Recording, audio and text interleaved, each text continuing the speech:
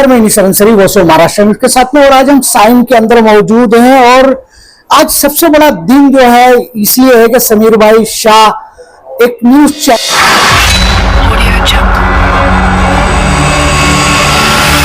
Channel का inauguration करने जा रहे हैं और उसके इनॉग्रेशन के लिए जो है यहाँ पर तमाम लोग मौजूद हैं और उसी के बीच में जो है एक बिग सेलिब्रिटी जो हम कहेंगे कॉमेडी की दुनिया। जुबान दिखाइए। अब देखिए आप डायरेक्ट ठीक हो जाएंगे, ठीक है?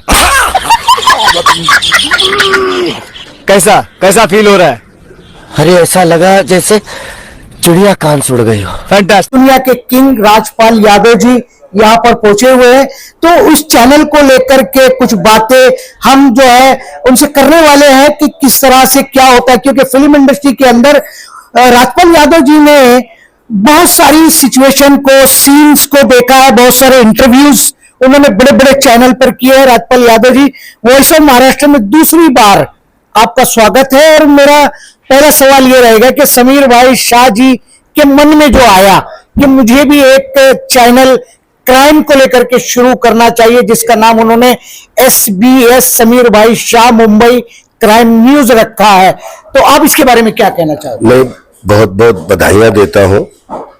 समीर भाई शाह जी जो हैं, उनकी श्रीमती जी जो है आज बहुत दिनों से हमारी बड़ी बहन की तरह है और हम लोग अभिनेता लोग हैं, तो कोई भी ऐसा न, आज डिजिटल वर्ल्ड है और डिजिटल वर्ल्ड में अलग अलग प्लेटफॉर्म खोले जा रहे हैं और उनके मन में भी एक न्यूज़ को लेके, चैनल को लेके उनकी एक इच्छा थी कि वो अपना न्यूज़ के माध्यम से जो है अपना चैनल बनाए।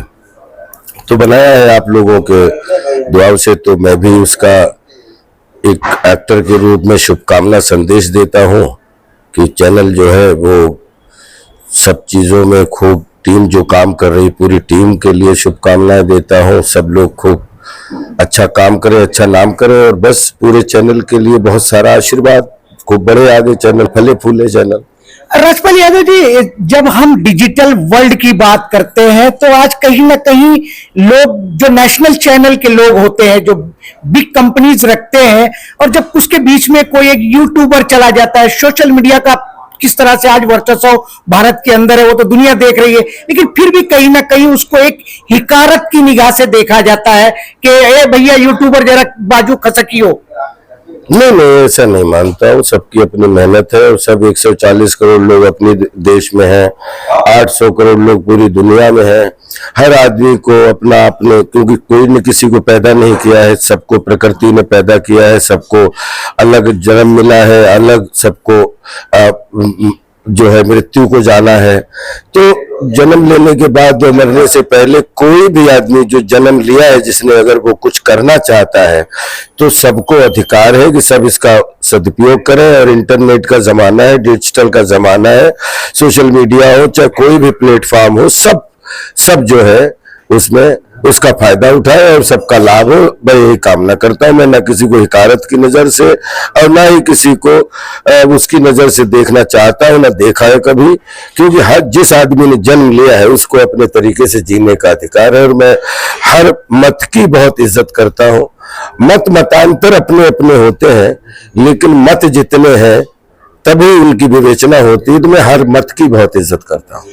राजपाल यादव जी, एक सवाल जो है, मैं फिल्म इंडस्ट्री से जुड़ा हुआ, जिस तरीके से जब शुरुआत आपकी हुई थी और जिस तरीके से आपकी फिल्में हर 6 महीने में, साल भर में रिलीज हो रही थी और जिस तरीके से लोग उसको देख रहे थे, लेकिन अब उनका थोड़ा ग्राफ जो है थोड़ा कम होता हुआ दिखाई दे रहा है। नहीं, आप बिल्कुल गलत है। I am luckiest one in this earth कि जिस एक्टर की 99 में मुझे 2-3 फिल्में छोटी छोटी, एक शूल, एक दिल क्या करे, एक मस्त मिली, और उसी साल 99 जंगल मिली। आज 2024 में एग्जैक्ट 25 साल रिलीज एंड रिलीज, छोटे बड़े, negative, positive, lead, supporting lead, comic lead, मतलब इतने वैरायटी भरे रोल, लगभग डबल सेंचुरी के आसपास हमने फिल्में की हैं पिछले 25 साल में। और अभी 25वां साल जब समाप्त हो रहा था तो भूल भुलैया 3, बेबी जॉन, बनवास, लास्ट वाले महीने में 3 बड़ी बड़ी फिल्में रिलीज हुई। तो आई थिंक जो आदमी ने शुरुआत इतनी अच्छी की हो, बीच में 200 फिल्में अगर 25 साल में रख लो तो शायद 9-10 फिल्मों का हमारा एवरेज हर साल का आ रहा है। हर दूसरे महीने एक फिल्म हमारी रिलीज, चाहे कभी नए के साथ, कभी पुराने के साथ, कभी न्यू टैलेंट, कभी ओल्ड टैलेंट, लेकिन हमारा कॉम्बिनेशन बहुत अच्छा रहा। और पिछले 25 साल में जो फिल्म करनी चाहिए वही फिल्म की, जो वेब सीरीज करनी चाहिए वही वेब सीरीज की, और जिसको नहीं करना चाहा तो वो नहीं करने का सौभाग्य मिला। और अगर 200 फिल्में लगभग छोटे बड़े सब सीन मिलाएं, गेस्ट अपीयरेंस से लेके लीड तक, तो 200 अगर करने का मौका मिला तो आराम से 200-300 मना करने का मौका मिला। तो राजपाल यादव एक हाफ सेंचुरी में 12-14 साल की उम्र से थिएटर शुरू किया था, नुक्कड़, फिर नाटक, फिर मतलब मंच, फिर टेलीविजन, फिर 70mm, 500 चरित्र लगभग छोटे बड़े जी चुका हूं, नुक्कड़ नाटक से लेके 70mm तक 500 जीवन जी चुका हूं। तो मतलब अब गोल्डन जुबली में प्रवेश हुआ है, अभी तो देखते जाओ, अभी तो जन्म हुआ है, चिंता मत करो आपको जितनी बिना, ये जरूरी है कि हर फिल्म का हिस्सा नहीं होना चाहता, क्योंकि अब क्लास और मास और क्योंकि मैं एनएसडी पास आउट हूँ, मैं बीएमए पास आउट हूँ और 12 साल थिएटर किया है, 5 साल की ट्रेनिंग हमने की हुई है प्रॉपर। तो अब वर्ल्ड एक छोटा सा गांव वैसे भी हो चुका है। तो 100% बॉलीवुड इज माय मदर, बड़ी मौसी है हॉलीवुड, और ऑल रीजनल्स वुड जितनी है हमारी मौसिया छोटी, तो इनमें कुछ अच्छी फिल्में करने का वर्ल्ड वाइड कोशिश कर रहा हूं, वो करूंगा, जिसमें मास भी हो, जिसमें क्लास भी हो, और हर फिल्म का हिस्सा जानबूझ के नहीं होना चाहता, क्योंकि अब थोड़ा सा चुनाव पे ज्यादा फोकस करूंगा। राजपाल यादव जी, जिस तरीके से भारत का अमृतकाल चल रहा है, और मैं समझता हूं कि आपका भी उसी के साथ साथ एक अमृतकाल चल ही रहा है, लेकिन ये जो अमृतकाल है, ये गोल्डन काल कैसे साबित होगा? नहीं, सब बहुत देश दुनिया बहुत जो है बड़ी है, और आज पूरी दुनिया में मतलब सब कुछ सब जगह कम्युनिकेट हो रहा है। तो बस अभिनय, अभी जो बोलते हैं कि उत्तर प्रदेश ने जन्म दे दिया, जन्मभूमि, मुंबई महाराष्ट्र ने कर्म दे दिया, पूरे 7 समंदर कर्म भूमि में बदल गया।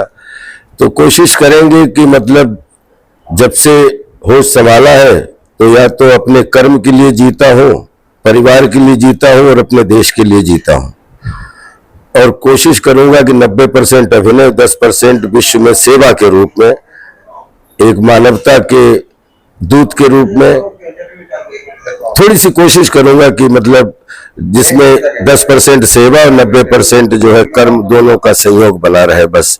और मुझे अच्छा लगता है जब वसुधैव कुटुंबकम की बात। एक सवाल और ये रहेगा कि जिस तरीके से आप उत्तर प्रदेश की माटी में पैदा हुए और मुंबई जैसे शहर की चकाचौंध रोशनी और यहाँ का जो ग्लैमर है, इन सारी चीजों के बात के अंदर जो है कभी आपको अपने खेत खलियानों की भी याद आती है क्या? कोई ऐसा दिन है ही नहीं जिस दिन खेत खलियान गए हों दिमाग से। ये खेत खलियान हमारे देश का हिस्सा है, हमारे जीवन का हिस्सा है, हमारे पेट का हिस्सा है। तो मैं कभी अपनी मेड़ और पेड़ भूल जाऊं तो हमारे जन्म लेने का ही कोई मतलब नहीं है। तो जो आदमी अपनी मेड़ और पेड़ नहीं भूलता, उसको कर्म का पेड़ भी नहीं छोड़ता। तो मैं जन्मभूमि, कर्म भूमि के हर मेड़ पेड़ की इज्जत करता हूँ, जल वायु अग्नि की इज्जत करता हूँ, जिन्होंने, क्योंकि मरना भी अपने को पता नहीं है, और जन्म कहाँ लिया है, कैसे लिया वो भी अपने को पता नहीं है। तो जीवन के इस रंगमंच पे मरना जीना तो एक नाटकीय व्यवस्था है, इसके व्यवस्थापक मत बनो।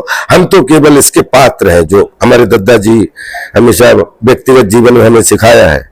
तो जो हम रील करते हैं वो हमारी पेशा है, लेकिन जो हम रियल जीते हैं ये हमारी पेशगी है। और इसमें मैं अभी तक पास हुआ हूं और कोशिश करूंगा कि हर काल में पास होने का सौभाग्य मिले। और अब तो वैसे भी मैं आपको खुल के देखिए, मैं राजनीति से कोसों दूर हूं और मैं अभिनय का कंप्लीट 2019 के बाद तो शायद मैंने राजनीति पे कहीं कोई एक छोटा सिंगल वर्ड भी नहीं आया होगा 2019 के बाद। 89 से हमने निष्क्रिय भाव से 2019 तक प्रॉपर राजनीति का हिस्सा रहे। हमने पढ़ाई भी राजनीति में रहे। लेकिन मैं आपको एक अपने दिल के विचार बताऊं वॉइस ऑफ महाराष्ट्र के माध्यम से।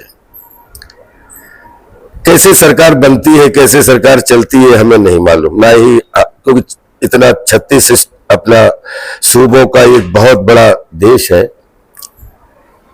कैसे सरकार बनाते हैं, कैसे सरकार चलाते हैं, भी हमें नहीं पता। लेकिन एक ऐसा मानव जिसने पूरे विश्व में युद्ध की नहीं बुद्ध की जरूरत है।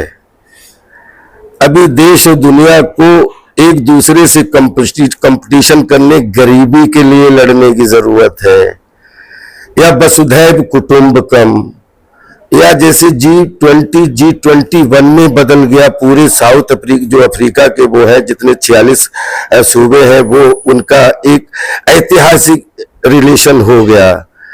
तो फ्यूचर एक, अर्थ एक और फैमिली एक, ये जो कुछ लाइनें ऐसी हैं जो मतलब मोदी साहब ने इतनी प्रमोट की है, और मैं उनके लिए बहुत इस बात के लिए एज ए फैन के रूप में, मानव के रूप में, ये मेरे कलाकार के जीवन की ये मुझे लाइनें अच्छी लगती हैं, जो मैं हमेशा ले लेता हूं, और ये मुझे अच्छी लगती है पूरे दुनिया में। तो मुझे लगता है कि कलाकार के रूप में ये सब हमें खूब आगे बढ़ाने का मौका मिले, हर इंसान को बढ़ाने का मौका मिले, कि जरूरत अब one earth, one family, one future की है। God bless you all, love you all. चलिए, जिस तरीके से एक बिग सेलिब्रिटी फिल्म इंडस्ट्री के अंदर राजपाल यादव जी माने जाते हैं, और मैं देखते रहता हूं, मैं भी उनको फॉलो करता हूं कि बड़े बड़े जो नेशनल चैनल है वो उनकी डेट्स लेने के लिए आगे पीछे घूमते रहते हैं। हमारे जैसे छोटे से चैनल यूट्यूबर्स के लिए जो उन्होंने कहा है, ये अपने आप में बड़ी